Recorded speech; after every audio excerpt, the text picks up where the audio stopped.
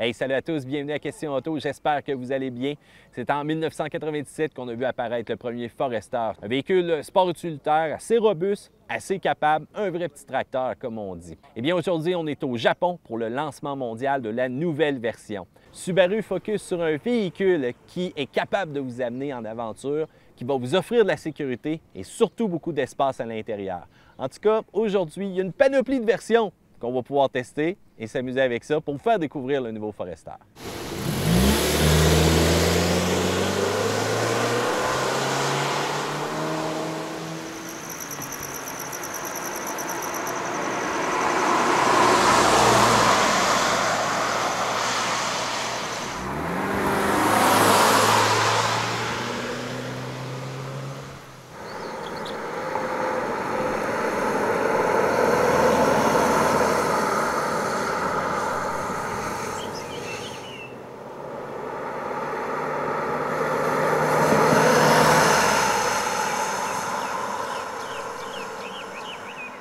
Regardons l'aspect extérieur du nouveau Subaru Forester et on voit qu'on l'a vitaminé, on l'a gonflé un petit peu. Il ne faut pas oublier qu'on a une bonne vocation aussi d'aventure avec le véhicule et ça se ressent.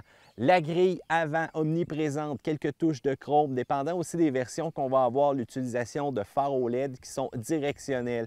Et vous allez remarquer la garde au sol, les effets de plastique aussi qui lui donnent une bonne allure très musclée.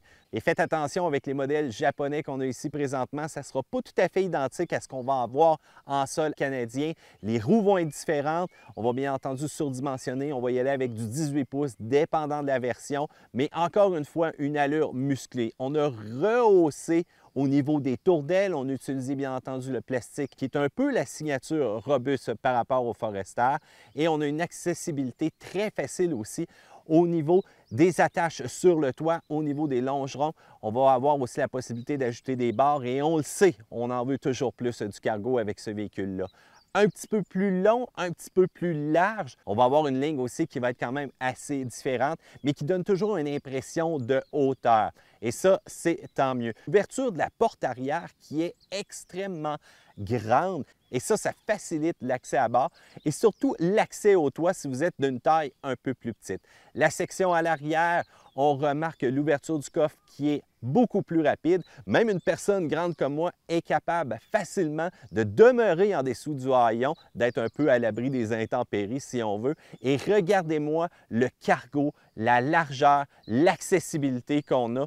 On a vraiment joué le tout pour être capable d'amener tout ce qu'on a de besoin pour le camping ou encore tout simplement de passer chercher quelques matériaux de construction. C'est sûr qu'au niveau look, le Forester veut garder son aspect d'aventure, son aspect musclé, le genre de véhicule qu'on regarde et qu'on sait qu'on va être capable de se rendre n'importe où avec celui-ci.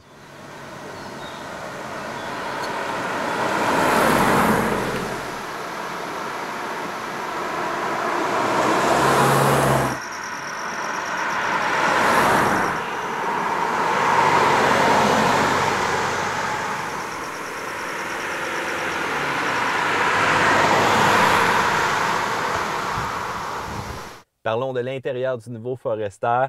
Et il y a toujours aussi le fait que je sois assis à droite du véhicule, donc version japonaise.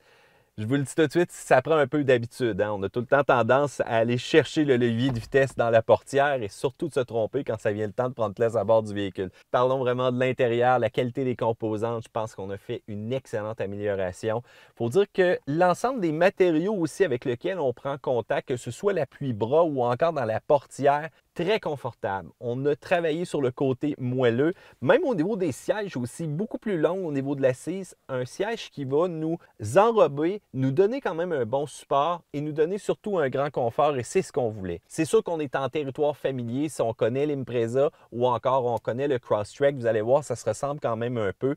Mais encore là, l'écran tactile, système très fonctionnel. C'est sûr que la version japonaise, pour moi, c'est pas facile de comprendre les commandes, mais avec le système qu'on connaît, très rapide, très efficace. Android Auto, Apple CarPlay aussi, c'est l'équipement standard et on a bien entendu des ports USB pour se brancher. Au niveau du centre ici, on va avoir l'ensemble des commandes pour le système X-Mode ou encore le X-Mode 2.0 si votre véhicule en est équipé.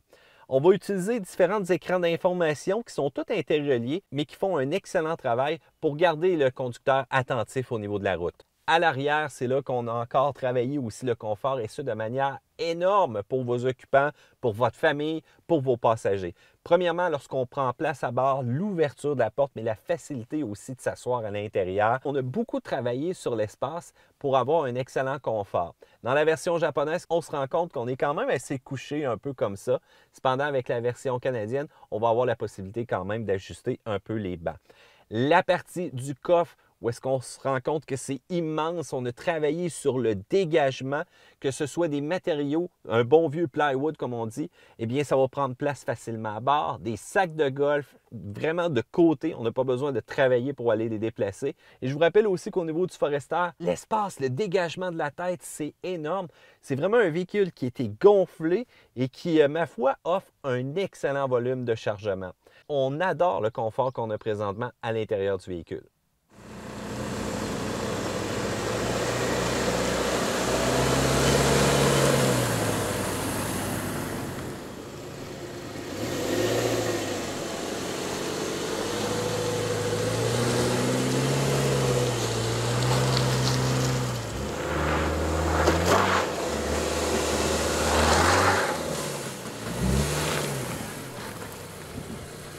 Parlons de la mécanique maintenant du nouveau Subaru Forester. On utilise une motorisation 2,5 litres. Ça va être quand même bon pour développer 182 chevaux à 5800 tours minute et 176 livres de couple à 4400 tours.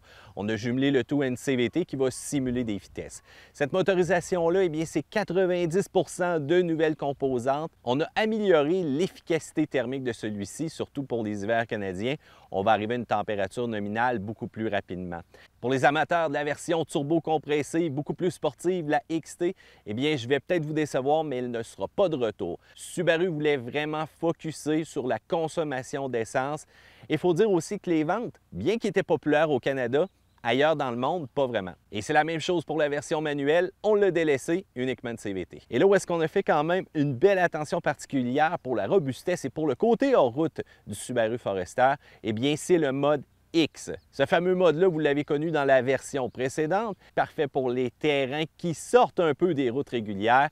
Dès qu'on va avoir une surface qui va être boueuse, dès qu'il va avoir une surface qui va être enneigée, on va pouvoir enclencher ce système-là qui va nous donner une meilleure efficacité côté traction.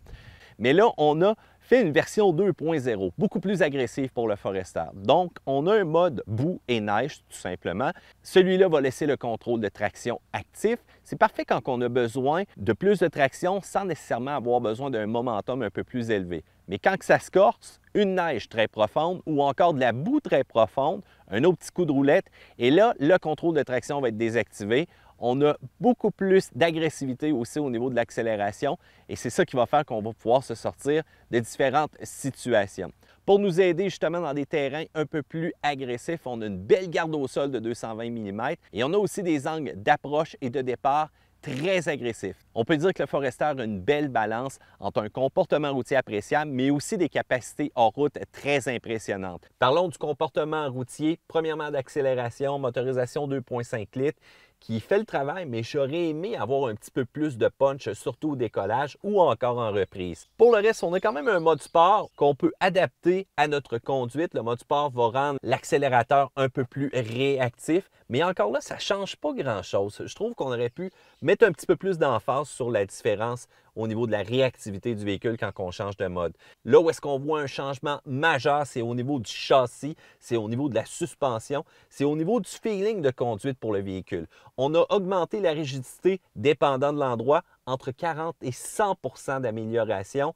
La suspension qui vient offrir quand même un excellent confort, que ce soit sur la route ou encore hors route, où est-ce que parfois vous allez amener votre Forester en terrain un peu accidenté. Beaucoup moins de roulis, même au niveau du tangage. Il ne faut pas oublier que c'est un véhicule qui a quand même une excellente garde au sol. Au niveau des freins, bonne réactivité au niveau de la pédale, même chose pour la direction aussi. C'est des bonnes améliorations qu'on a fait et on se rend compte que le Forester gagne beaucoup en dynamisme. Vous le savez, la sécurité, c'est important pour Subaru. Premièrement, l'utilisation de la plateforme globale, dès qu'il va y avoir un impact, une répartition de l'énergie va protéger les occupants à bord. Deuxièmement aussi, on a toute la suite habituelle qu'on connaît bien de Subaru, le fameux système EyeSight, les avertissements lorsqu'on va faire des manœuvres arrière. Il y a certains marchés qui vont avoir même une caméra, comme on a vu dans le Subaru Ascend. Malheureusement pour nous, on ne l'aura pas. Ça aurait été quand même une belle addition cependant. Et une belle innovation de Subaru, une première dans le segment, c'est le système Driver Focus qu'on appelle. C'est une reconnaissance faciale qui va surveiller le conducteur. Donc, si jamais il est peu attentif, distrait, on va ramener sa concentration sur la route. Si jamais il démontre des signes de fatigue, ça va être la même chose aussi. Et une belle addition, lorsque je vais prendre place à bord de mon véhicule, il va me reconnaître. Il va me mentionner « Bienvenue Matt » et il va tout simplement ajuster les sièges, les miroirs pour que mon confort à bord soit beaucoup mieux. Subaru, c'est très important pour eux la sécurité. Si jamais vous avez une famille, vous allez voir, très facile aussi de placer des sièges d'enfants à l'arrière. Et avec un véhicule comme celui-ci, que ce soit l'aventure, la sécurité qui prime pour vous, vous allez être servi.